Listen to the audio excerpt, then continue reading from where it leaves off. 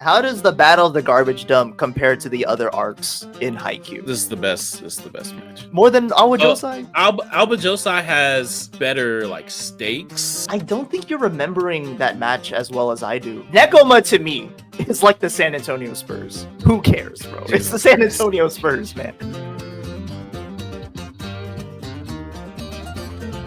What is good, everyone? Welcome back to another episode of Casual Takes, and we are back here with my boy Kardiac. What's good, man? What's good?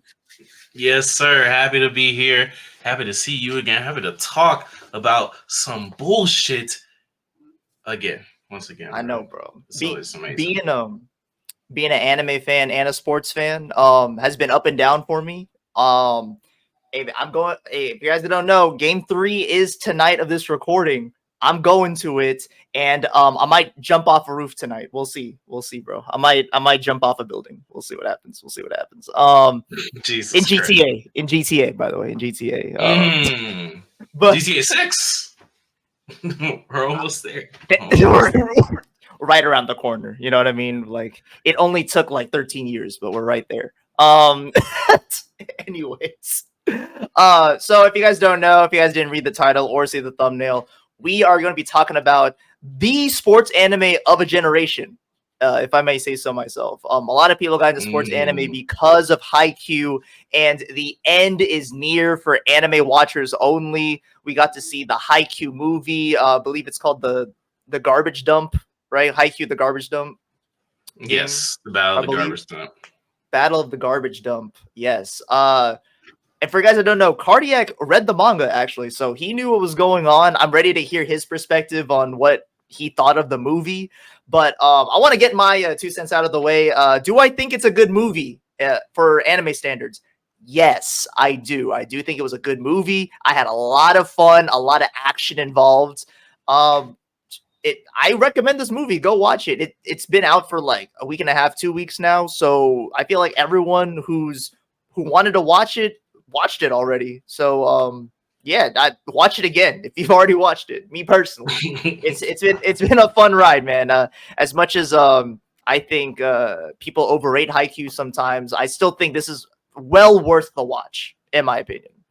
What do you think, Kardiac?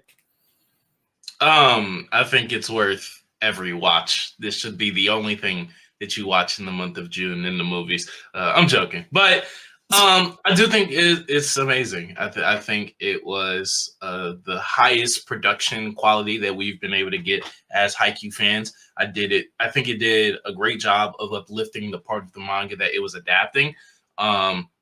Still skipped over some things, but I don't think it's the biggest deal, to be honest, because I think that what we got was uplifted in a way that only this director, these animators, this studio and production IG, and the medium of a film can do. I don't think that we would have gotten this level of quality, this level of attention to detail, and this reminder of the euphoric feelings that Haikyuu can evoke in viewers and in an audience if it wasn't in movie form. And I think that this part of the story is definitely deserving of the feature-length film that it got.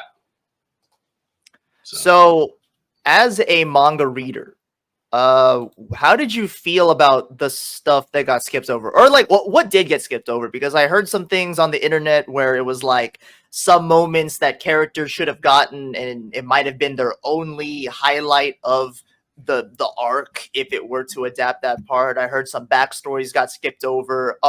What really important stuff got skipped over in Haikyuu, if you could just kind of let the anime watchers know? Real quick, I just realized it was on the wrong microphone. Does this sound better? Yeah, it sounds a little better. Yeah. Okay, but it was on my camera. I'm so sorry. New camera, by the way. Oh yeah. I noticed. It's only been 4 minutes, so you're good, bro. You're good. Okay.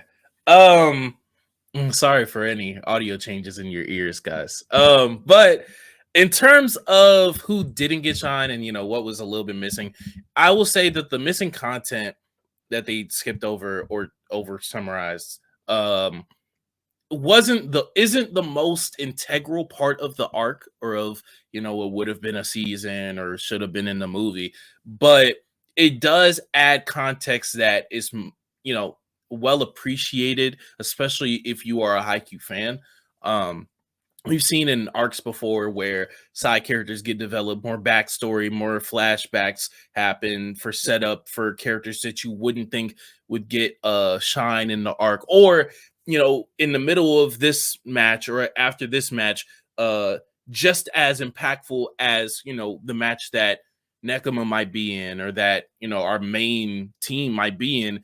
There are other characters that we've met who are still in the tournament, who are going through their own trials and tribulations, and sometimes, you know, the camera will pan towards over there and place emphasis on their match, or just like, well, they'll get the entire match adapted as well, excuse me. And that's supposed to happen with Fukuro Dani. Their match wasn't touched on at all. Their match wasn't highlighted at all. And it is important for the progression of the tournament and for the progression of Bokuto, who is probably one of the most popular characters as well in the anime. I know for sure he was in the manga for the popularity polls, as well as some of the backstory between the historic coaches of Nekama and Karasuno. Like that setting of the backbone of the first layer of the rivalry between those two schools adds so much context between just the history and lore of the series. One thing that, you know, Haikyuu's always done a good job of is like feeling like the world is more than just the teams and players that we're following. It's bigger than just the conflicts that we get to see. This is a sport that has existed for so long. These are schools that have their own unique history, and they feel real. It feels lived in.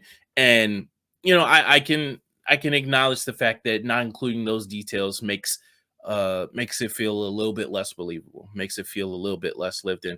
But also, I don't think it was the most necessary, especially to enjoy this movie specifically. So take that for what it's worth. Do you think it should have been just a Shiratorizawa type season where it's like 10 episodes of this match, or do you felt like the movie was, you know, as good as you think it could have gotten? Oh yeah, I think the movie was I'm assuming that if they could have made a 2-hour movie, they would have. Like, you know, that's the assumption. But it's already been 4 years. Like, To the Top Part 2 aired in 2020, I believe. So wow. And like Production IG, granted they work on other things, but I'm assuming they've had a division on this. I'm assuming that they were in pre-production for the movie for probably like a year to a year and a half, and then like, you know, more than a skeleton crew and finishing out and marketing for the past like year, if not year and a half as well. So with that, I don't think that this would have been better done in a season. Now, would things probably have been skipped over? No, but also like they're going to make so much money from this, and it's going to be fun. It's going to be able to fund a potential third movie to adapt a time skip, or just the other projects that we know that like these studios have to do.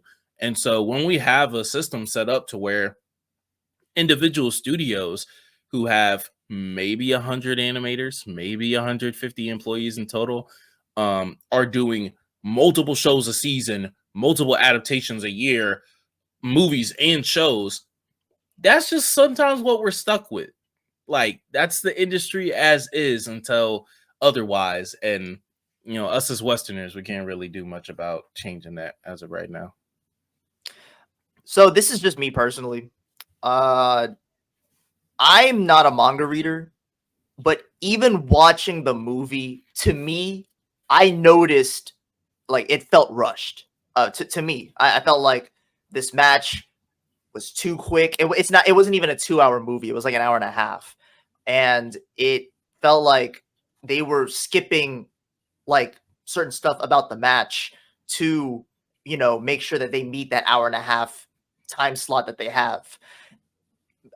I don't know if it needed 10 episodes like Shiratori's match, but I definitely felt like this could have been like 5 episodes.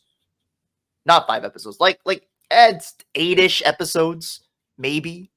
I don't know. It just felt like they could have done more stuff to it. Like if it was maybe 2-ish to a 2.5 hour match, it could have fleshed out a little bit more. They could have not had those little like skips in like the amount of points that they got. You know what I mean? Because I'm fully aware that I'm not going to see every single point in this match. There's no way. Like there's so many points being scored in this match. I get it. I'm not supposed to see all the points. But at certain point, it skipped from like, especially in the second game that they had, it felt like they went from 5 to 6 points to like 20 points really quick. And I'm like, all right, bro.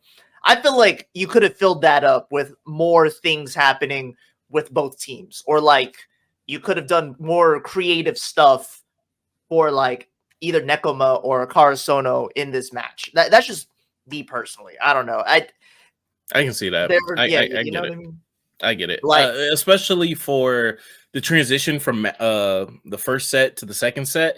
In the manga, there's like a bigger deal made about the fact that like you just lost the opening set and like you kind of gave it away. Like they lost the lead in set 1 and like now you're down 0-1. All you can only lose one more set. Like this isn't a best of 5, this is a best of 3, and this is elimination. Like this is a tournament. This is it. Within the match, specifically within set 2, there's a little bit more emphasis in the manga given to the perspective of the upperclassmen, of the seniors, of the fact that they are down 0-1 in the set, and right now the your star rookie, Hinata is being shut down. Tsukishima is being matched in terms of his physicality, in terms of his height, by Bokuto. Like, Bokuto has the upper hand in the fact that he basically showed him how to block. And so there's a little bit more emphasis placed on Asahi and Daichi in terms of like needing to step up and score those points. And that's, that's basically what gets cut out in the jump into points. And like I said, if it were longer, they would probably just do that. They would probably just adapt it. They would probably just focus on it. But for what we did get, I still think it's it's still great. Is it streamlined? No, it's still good. Yeah. Is it stripped a little bit? Yeah, but the creativity and the uplifting of especially the motifs of the mascots and of the birds. I'm blanking on specifically the actual like birds or the actual mascots that they represent.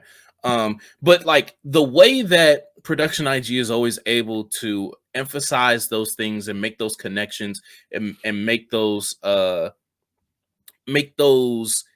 representations bigger.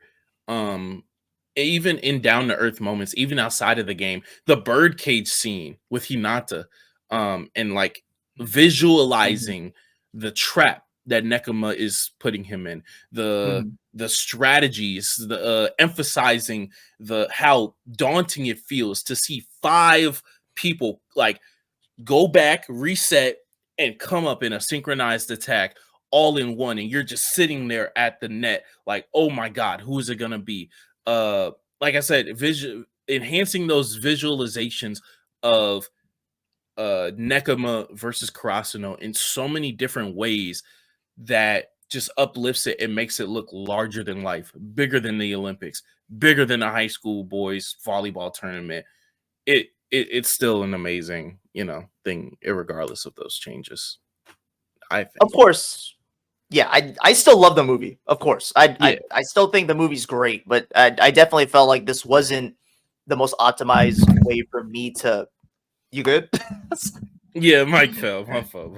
Yeah, no, you're good. I felt like this movie still wasn't optimized to my enjoyment personally. You know what I mean? Like, at least I don't know if it's just the people I follow or my circles on the internet, but everyone's consensus was, to me, it's a good movie, but it would have been better if it was in a season. That's just the consensus I got.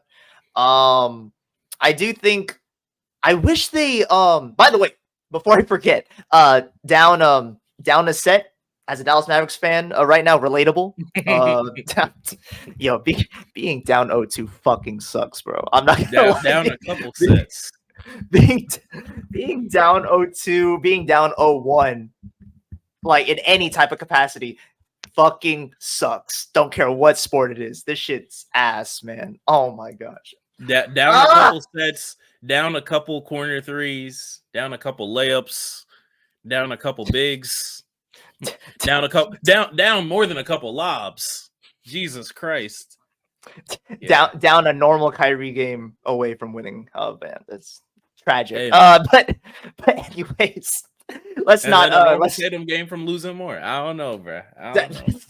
Hey man, let's this isn't therapy session with a Mavs fan. Anyways, man, I'm so sad. Anyways, going back to Haikyuu, where I feel better.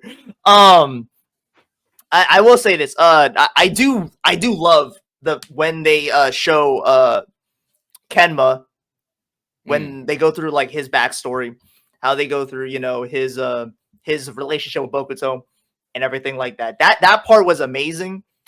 But I am nitpicking, all right, because I felt like this could have done better. I would have loved it if they also spent more time with the seniors of Karasono. Maybe not Nekoma because they kind of had their own OVA with their seniors, but the seniors with Karasono, I felt like could have been done more because this is potentially their last match, and they're down 0-1. Yeah, they're down one set in the series, so it could have been like you could have spent more time, kind of like maybe not giving you them don't really more feel of a that chance at all. Yeah, you didn't feel that. And you didn't feel the pressure of the seniors being like, this is our last match, potentially. We need to do something. You know what I mean? Like, I heard they cut out Daichi moment in this movie. I wish they showed more Sugawara, because honestly, he barely did anything, if we're being completely honest. I don't know, man. I wish there were more characters fleshed out in this match. Very fun though. Like, okay, if this match was like a sport, like a real sports match, amazing. But this is anime, bro. You need to give me something more than just a sports match. You know what I mean? Yeah. Like at this point, you know. But I will say the different ways that like specifically this director is able to like look at the manga and take what's there and what's already like when it was being written, coming out weekly, some of the best art in the magazine, and we're talking about Weekly Shonen Jump, and to take that and to then be like, nah, this isn't even like the best way to portray this. Like if we were to just like do this but animated, do this but moving. No. We're gonna do a long take, one take of Kemma panning around the gymnasium as he's coming to showcase his passion for volleyball and realize that this is something that he loves and never wants to lose again, never wants to come off the court, wants to keep playing, finally has the burning passion and sensation that we've seen present in Blossom in Tsukishima, that we've seen fade and come back in the seniors, that we've seen Hinata bless everybody around him with. And we see Kemma awaken to this throughout the entire match. And then when it's at its peak, when it's at its apex, he's looking around and basically seeing his life flash before his eyes, seeing all the stages of his journey of volleyball just like come in, and like the eye to look at that in the manga and like, oh no, we need to take the time to do that. That scene was like a minute, the last minute of the match. And he was just like looking around. Now I will say, slight nitpick, I'm an editor.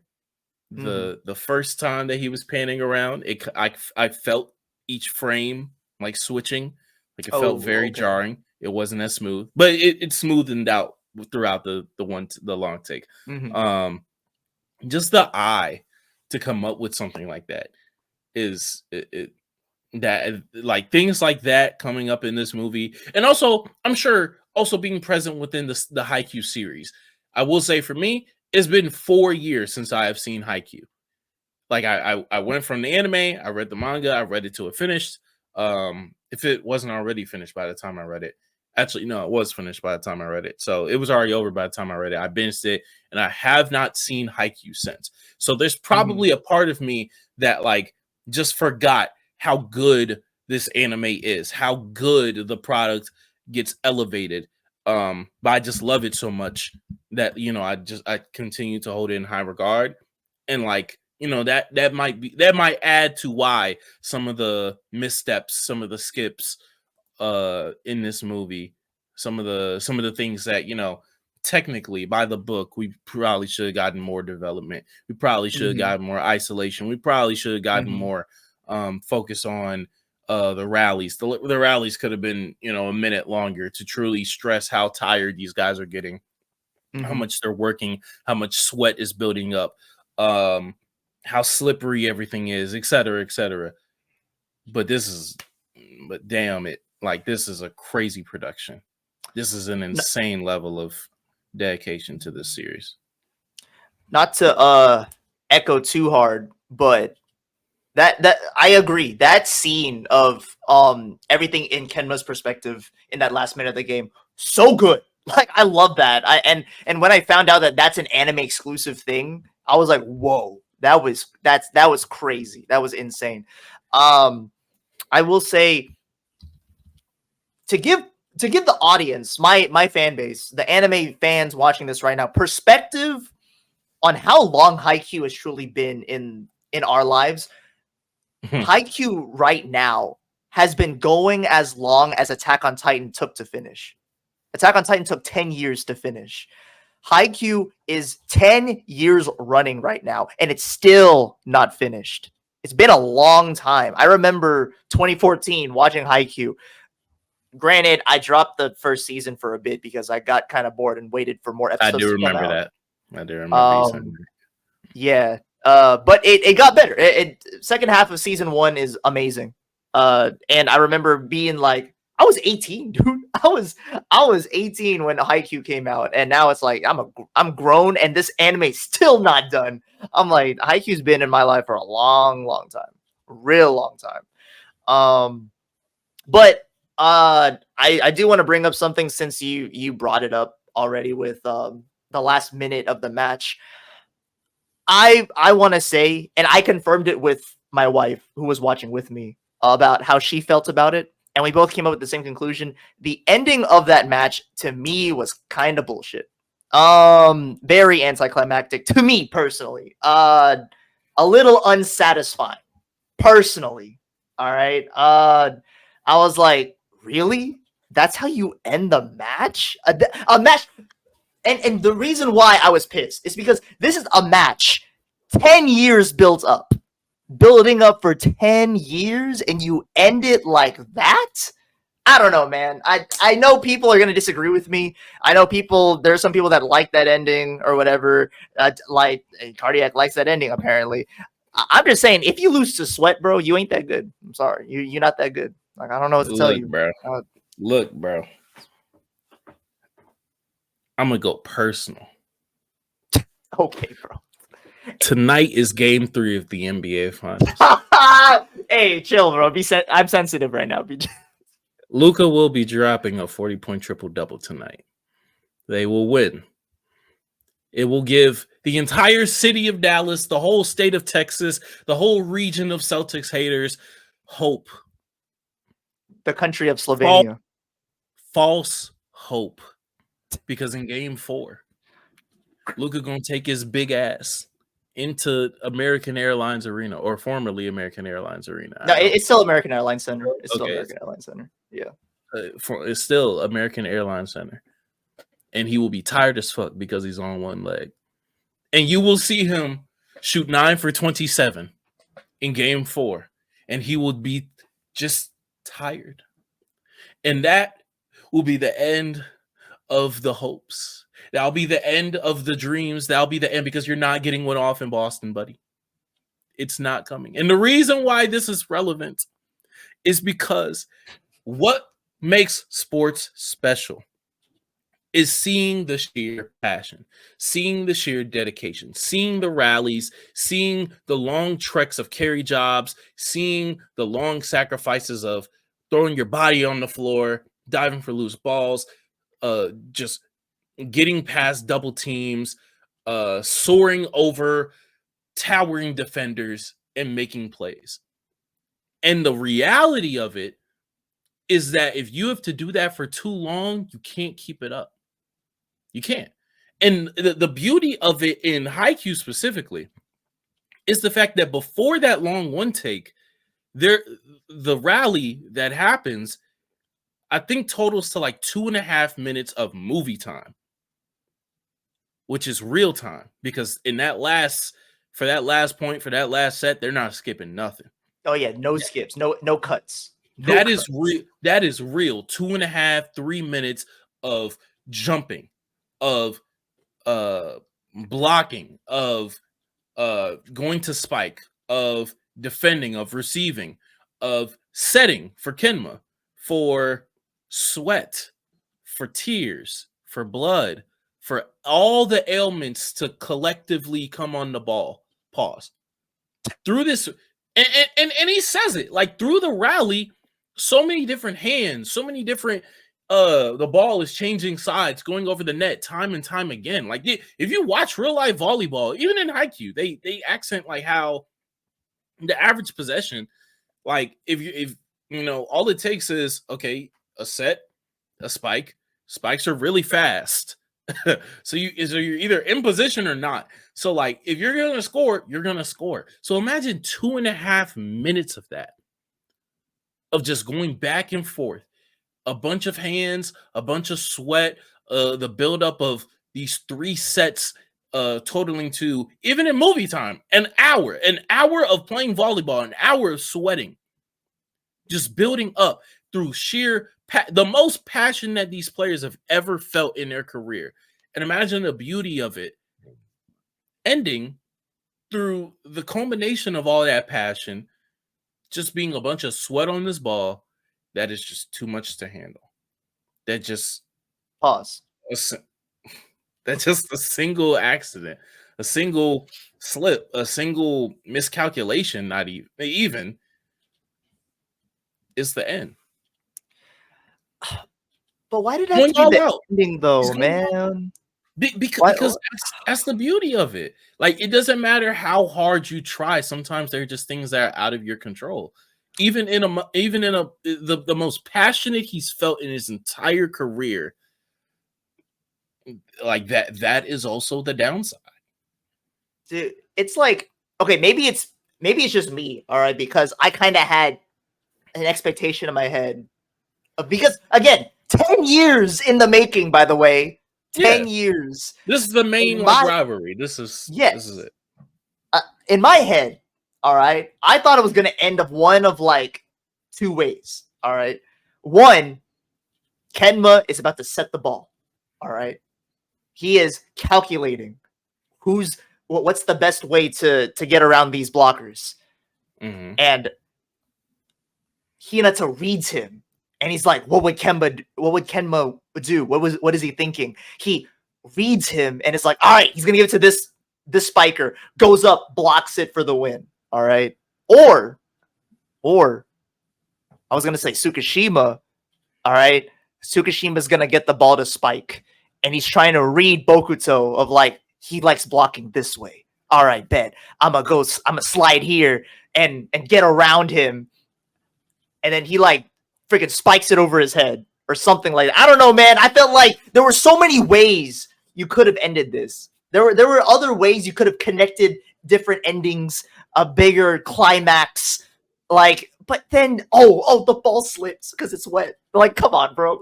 I mean, pause. Look, but if this was Kuroko no Basket, maybe, man. If this was because that's the reason why I'm cool with it being like, it's purposefully anticlimactic. The reason why I'm cool with that is because this isn't a series that was built off of just hype.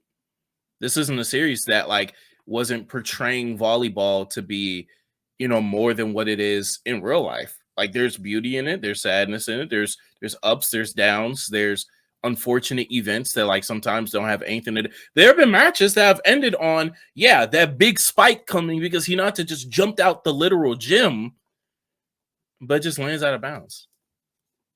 Is that not just? I think that's how they lost to Alba Josai the first time, if I'm not mistaken. They lost to Alba Josai the first time because they read Hinata. Remember, he went for the free spike and they blocked it. That's how they lost. Yeah. True.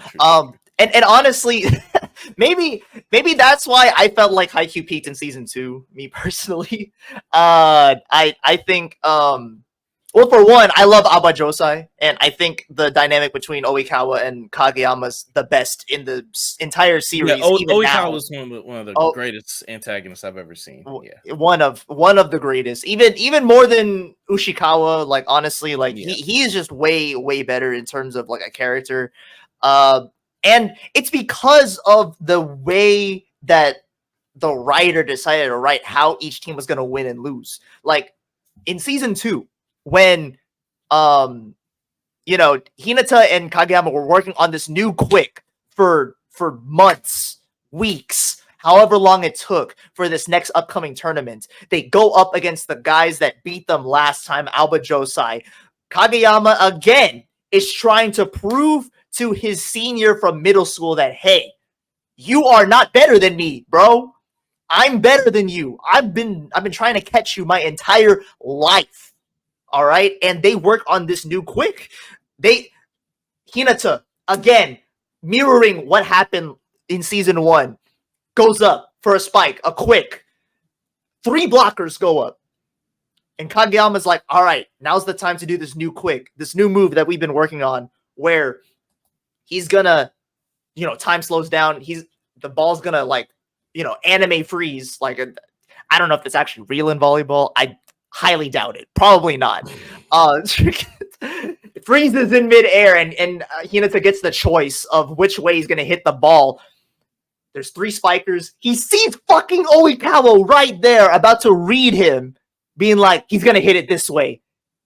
He reads Hinata, but then Hinata reads him back and is like, okay, I'm going to hit it off these fingertips to offset the trajectory. And Oikawa tries to receive the ball, like all weird because Hinata read his ass, and that's how it ends because the ball hits his hands and it goes out of bounds.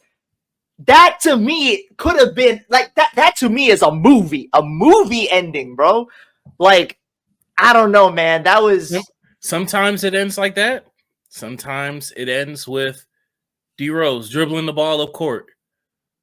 LeBron comes with the help. He backs up. LeBron just blocks it because he's 6'8", 250. Like sometimes that's it, and that's just how you lose a playoff game. Like, I don't know. It's the mundane. It's the mundane. It's the anticlimactic.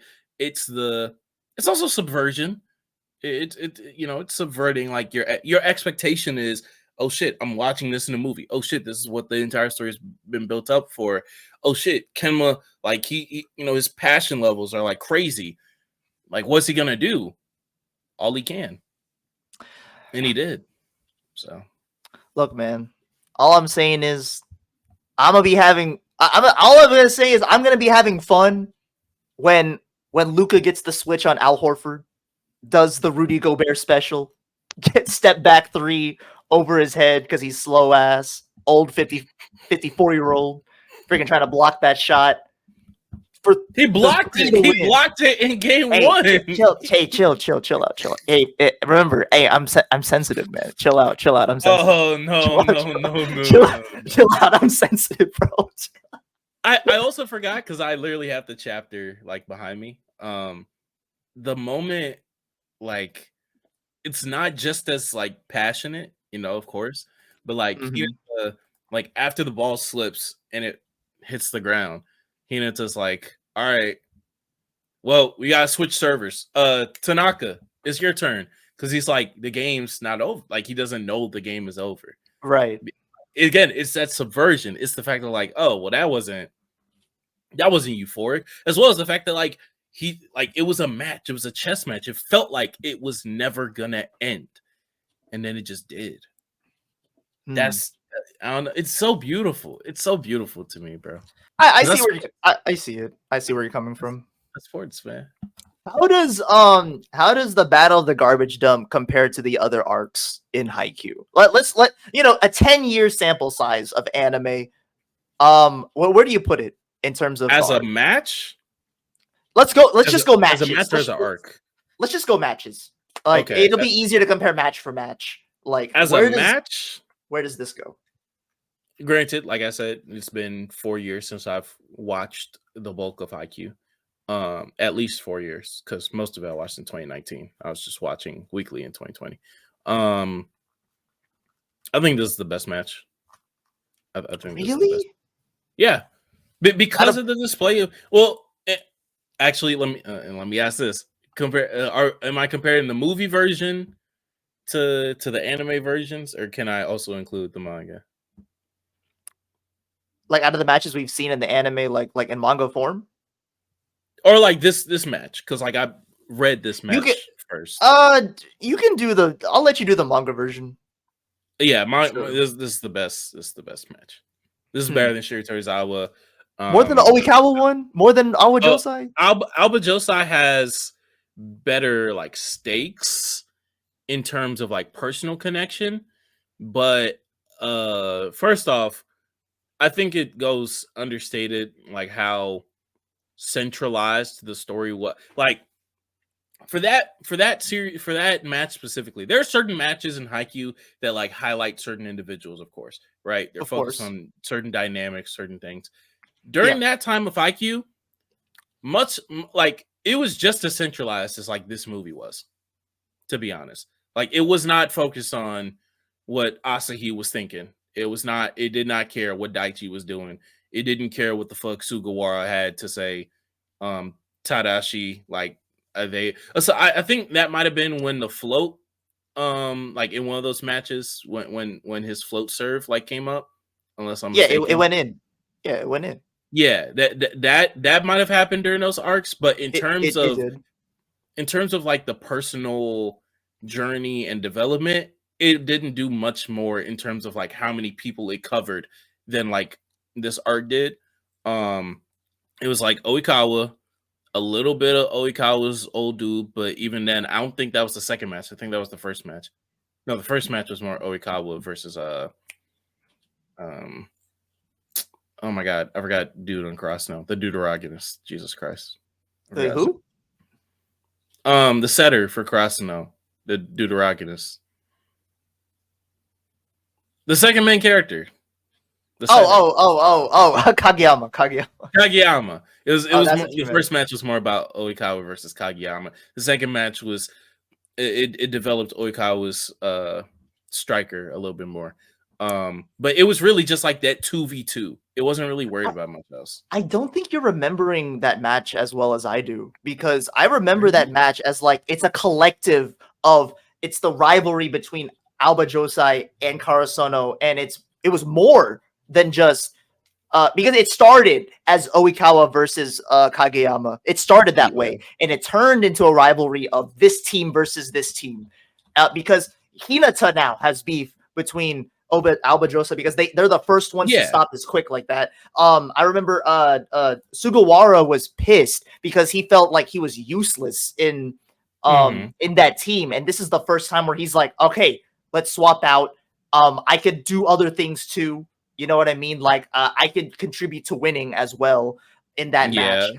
Even though Noshita get some shine, but I'm talking about personal development though. Like they were more involved in the match. Yeah, I understand that, but I don't think that in terms of flashbacks, in terms of focus, it did as much as it did that much more than this match.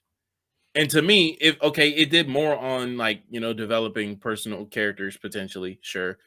But I think that this match, of course, like just the level of production and quality or whatever. But even if we're gonna take whether I take the movie or the manga version, I think that the motifs are emphasized more. I think that the level of passion and scale and like just drive are emphasized more in this match than even Aoba Josai. Okay, I'm gonna go ahead and say it, bro. All right. since we're gonna be, we've been talking about the NBA a little bit along with Haikyuu because, for one, my team is in the NBA Finals, so and losing, yeah, fuck me, right? And can you tell I'm sad, bro? Can you tell? Please wake up, bro. Show up, please, man. Wake up, God. But so Nekoma to me is like the San Antonio Spurs. Who cares, bro? It's the San Antonio Spurs, man. They're boring, not dynamic. Oh, good defense. Okay, bro. But you know what we really want? The clash of titans on the offensive end, bro. Like Karasono versus Alba Josai felt like the 2011 finals of the Mavs versus the Heat. You know what I mean?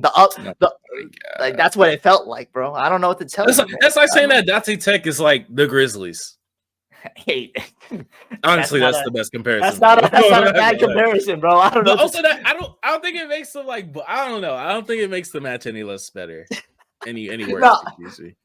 I'm like kind of fucking with you, but kind of not also. But like, dude, I don't know, man. Like, to me, it's so hard to really outdo that Alba Josai match, and like, and maybe I just had too high of an expectation because it's a 10-year build-up. Like this was their only official match against each other. Yeah, and it's like, I wish they didn't end it like that. And I might need to rewatch.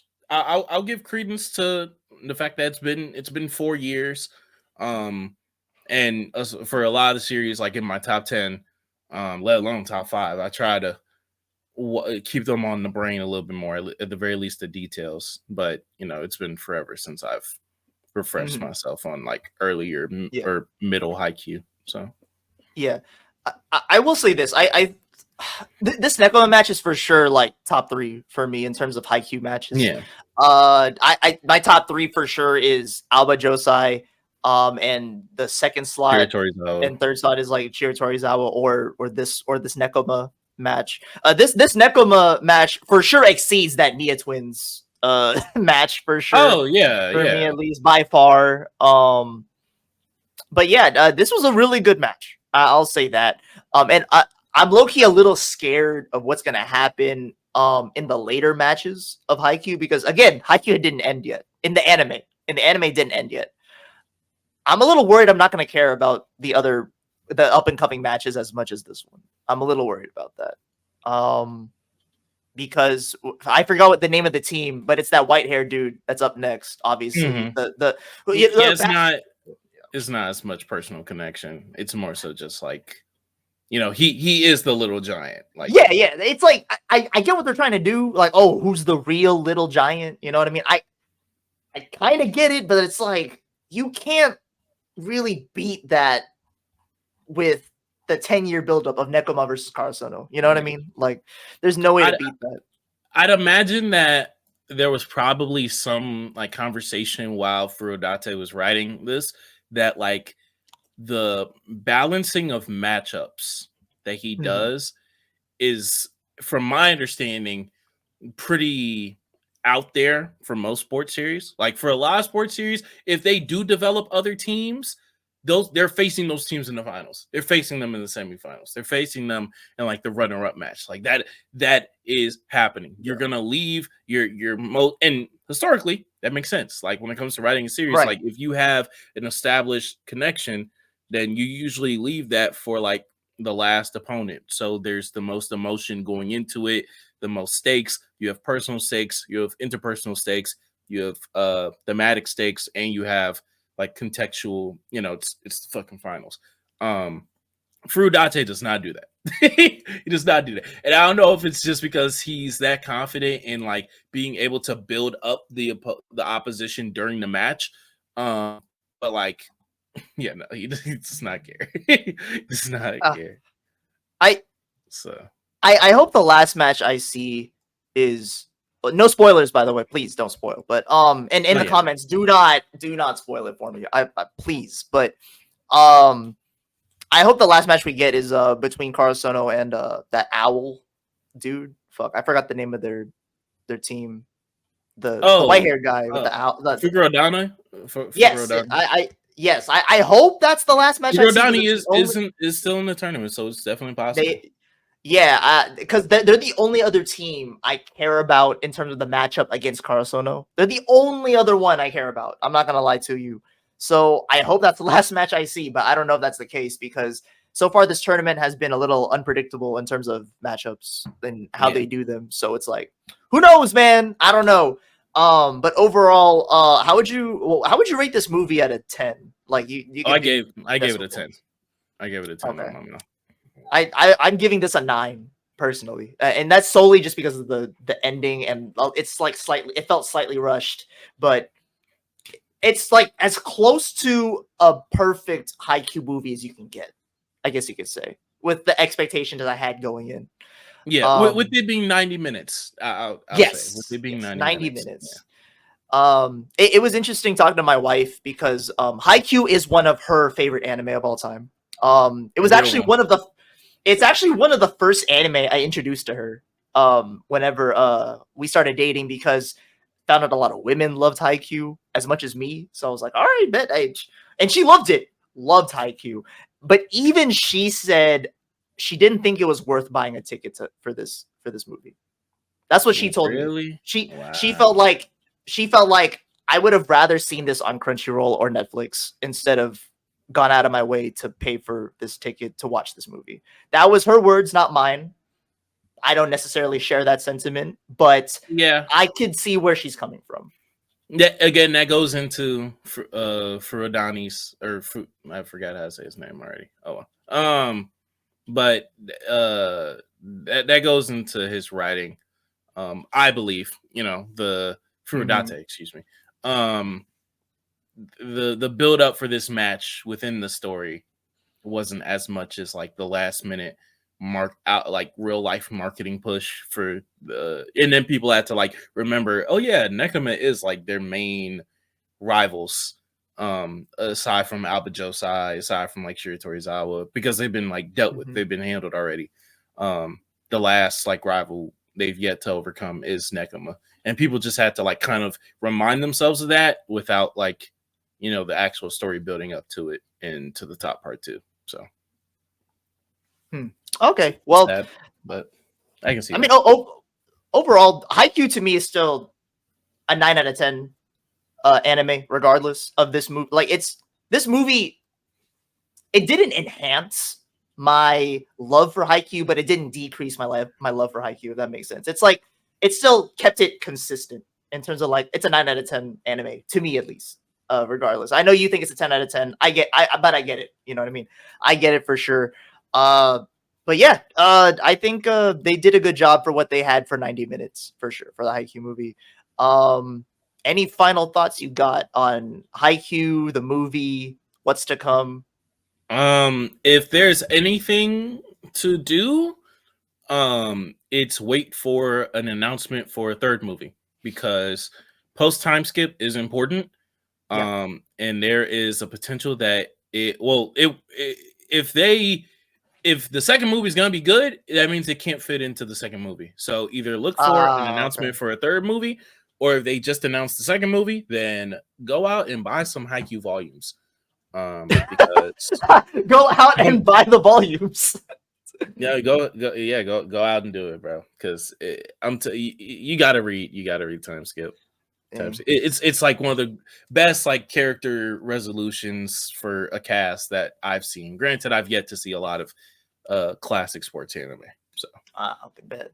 By the way, guys, by the time I upload this video, Game 4 of the NBA Finals should have already passed. Please, don't let the series end here. By the time I upload this, for the love of God, I swear on everything. Like, dude, I don't think you understand. I don't think you understand, bro. I have been like borderline depressed for like the past week, bro. I have been so sad. Just that's like what PJ Washington will do to you, man. That's what you mean Maxi Kleber. Anyways, no, don't blame Max. He's getting like 12 minutes a game. Don't put that on everyone. But those 12 minutes are hard to watch sometimes. Hey, that's the depth.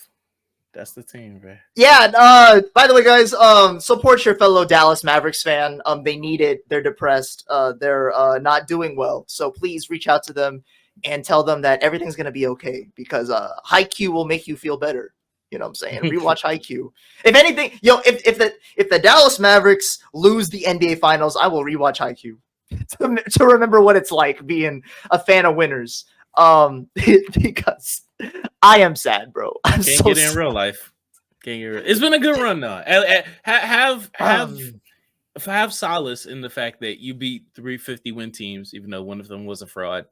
Shout out the Clippers, Flippers, Dippers. But yeah, it's been an amazing run, and it's not over. You know, teams are 31-5, up 2-0 in the finals. So you can become number 6. Let us, I need the powers of the Milwaukee Bucks and the Cleveland Cavaliers to trickle down to me because I need to know what you guys did to come back 0-2 from the. And if they were smart, then they invited that 06 team into the locker room for the past few days because it happened to them.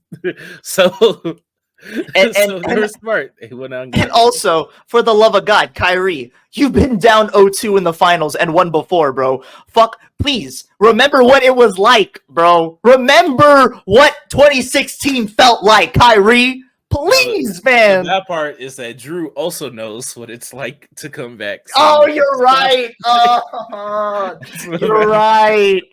Oh my gosh, yo, I hate basketball. I'll watch volleyball instead. Anyways, it's been a good run. Kardiac, plug your stuff. I know you uploaded a video, but let the people know where they can find you, man. Oh yeah, you can find me on the tube with the little red symbol on it. What? Don't ask me which one. Yeah, uploads are back on the Kardiac K channel. Shout out to Dreamer. He will be helping edit them from now on. And hopefully we can find some consistency and no, I'm not gonna make that promise. But yeah, just look out for more videos, look out for more streams. Consistency is back, as well as a little side project that I will let you all on in the future. So appreciate you for having me again, Archie. It's always great to catch up and talk bullshit. And of course, and I already know, man, you're Mr. Haikyuu, bro. I know you want to talk about this, so yes. So there you go. And thank you for being sensitive about my feelings on the Dallas Mavericks. Yo, I'm being so serious. I'm sad as fuck, bro. I don't know what to tell you. But anyways, guys, thank you for watching. Shout out to Haikyuu. Shout out for 10 years of Haikyuu. Go watch the movie, and I'll catch you guys later. See ya.